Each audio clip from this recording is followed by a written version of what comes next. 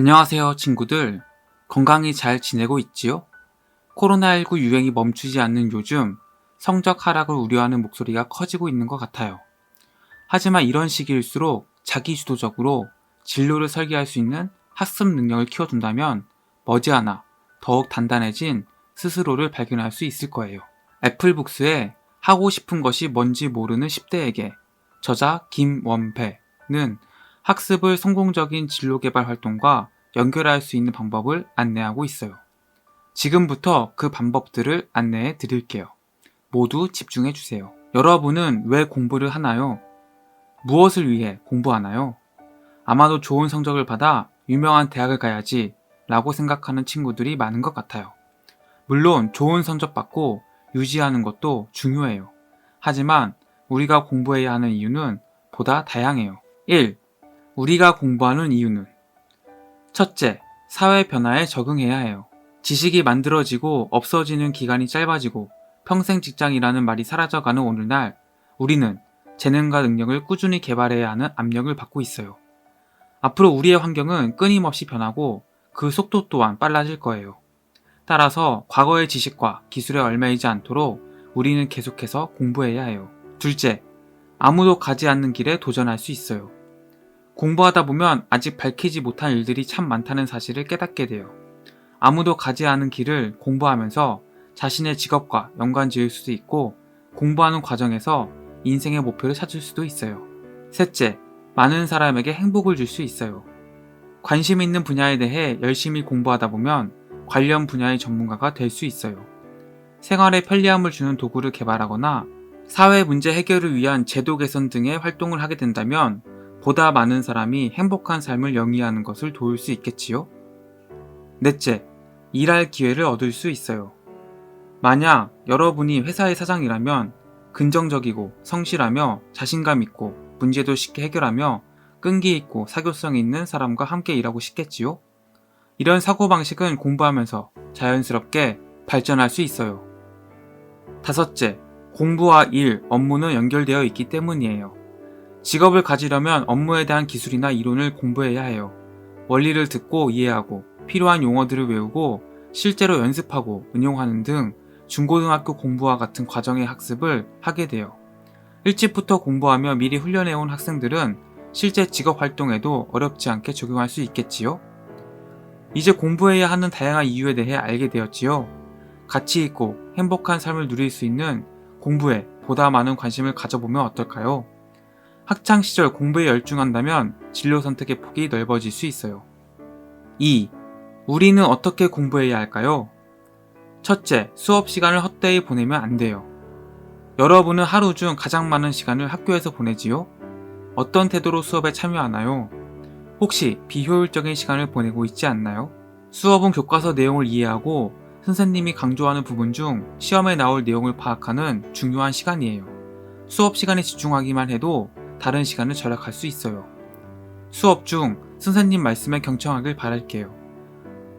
모르는 것이 있다면 질문하는 여러분이 되길 바래요.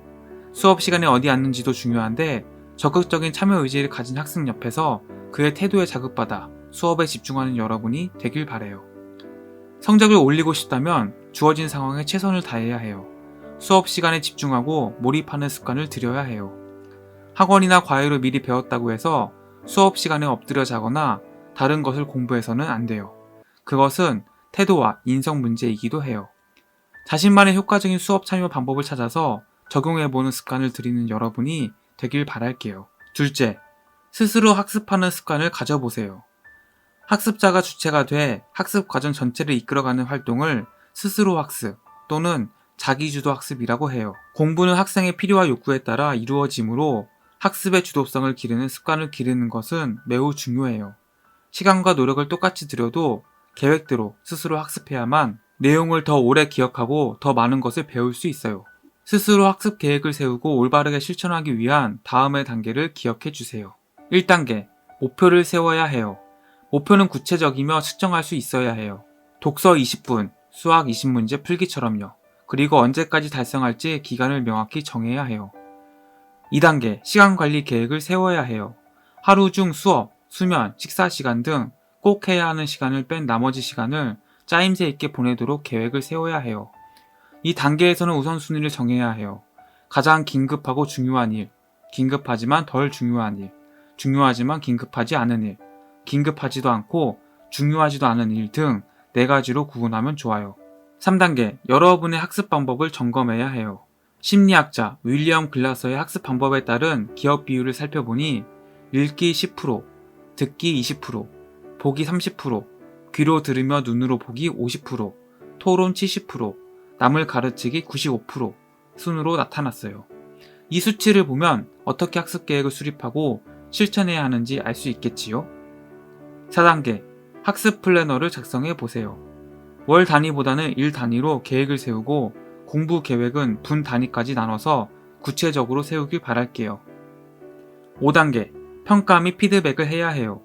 월 말과 학기별로 자신이 세운 계획을 잘 지켰는지 점검하고 달성하지 못한 부분은 원인을 파악해 다음 학기 학급 계획을 세울 때 반영해야 해요.